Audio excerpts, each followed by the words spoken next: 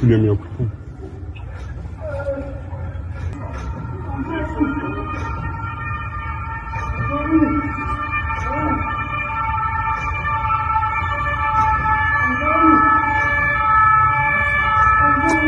Sakin ol.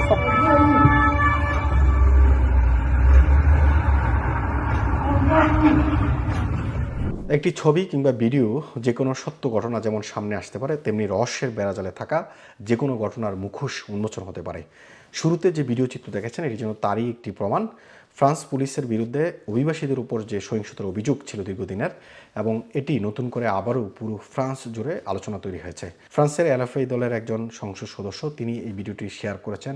একজন অধিকার কর্মী আসা তাওরে তিনি এই ভিডিওটি প্রথম প্রকাশ্যে আনেন। সোশ্যাল মিডিয়া জুড়ে এই ভিডিওটি বেশ আলোচনা তৈরি করেছে।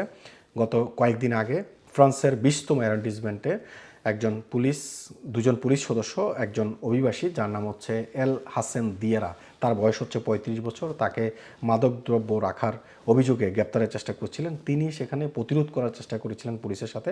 পরবর্তীতে তার সাথে পুলিশ সেখানে সহিংস আচরণ করে। এই ঘটনার পর তাকে গ্রেপ্তার করে থানায় নিয়ে যায় এবং থানায়ও তার উপর নির্যাতন চালানো হয়েছে বলে অভিযোগ করেছেন তার পরিবার।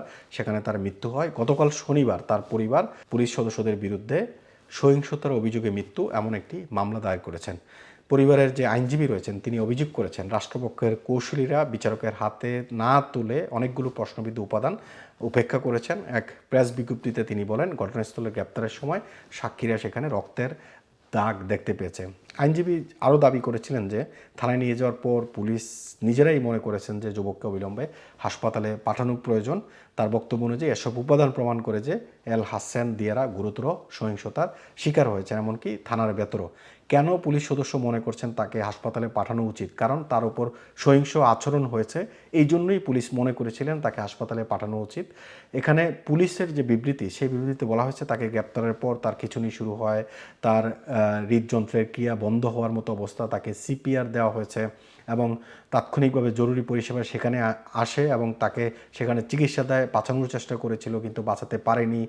এই সমস্ত কথাগুলো ছিল পুলিশের বক্তব্য। সেখানেই এই নিহতের পরিবারের আইনজীবী প্যারিস প্রসিকিউটরের দপ্তরে সেটিই বলেছিলেন যে এমন একটি আচরণ পুলিশ করেছে যেখানে পুলিশ তার মিথ্যা বিবৃতি দিয়েছে। যদিও প্যারিসের পাবলিক প্রসিকিউটর অফিসের দপ্তর থেকে ওই দিনও কোনো মন্তব্য পাওয়া যায়নি, এখনও কোনো মন্তব্য করেনি।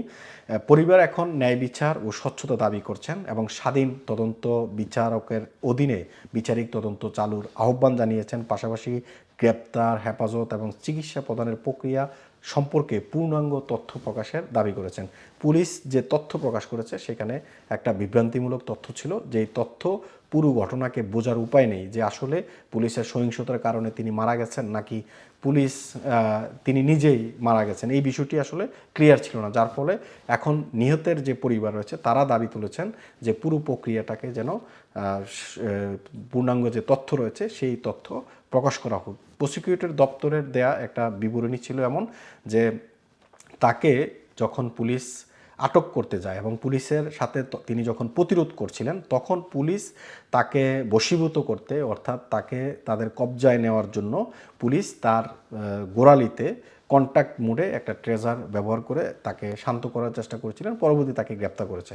কিন্তু যেই ভিডিও চিত্র এখন ভাইরাল হয়েছে সামাজিক যোগাযোগ মাধ্যমে, সেই ভিডিও চিত্রে দেখা গেছে যে দুজন পুলিশ সদস্য তার উপর কীভাবে চড়াও হয়েছে এবং কিভাবে তাকে এই যে তার উপর যে সহিংস আচরণ, সেই আচরণ করা হয়েছে। এখন মৃত্যুর সঠিক কারণ জানতে জাতীয় পুলিশের মহাপরিদপ্তর আইজিপিএন তারা একটি তদন্ত শুরু করেছে এবং যে নিহত হয়েছে তার ময়নাতদন্ত, এই ময়নাতদন্তেই প্রকৃত ঘটনার সামনে আসবে এবং ময়নাতদন্তে রিপোর্ট যখন সামনে আসবে তখন এই পুলিশ সদস্যরা আসলে দোষী কিনা সেই বিষয়টি সামনে আসবে। কিন্তু পরিবার যেটা অভিযোগ করছে যে তার পরিবারের আইনজীবী যেটা জানিয়েছেন যে এই পুলিশ সদস্যদের বিরুদ্ধে অভিযোগ ছিল তারা সহিংস আচরণ করে যে দিয়ারা 35 বছর বয়সী তাকে হত্যা করেছে, কিন্তু এই পুলিশ সদস্যদেরকে এখনও হেফাজতে নেওয়া হয়নি কিংবা এখনও তারা বহাল রয়েছেন চাকরিতে। এই বিষয়টি তিনি প্রসিকিউটর দপ্তরে তিনি জানিয়েছেন এবং বিজ্ঞপ্তিতে সেটি বলেছেন।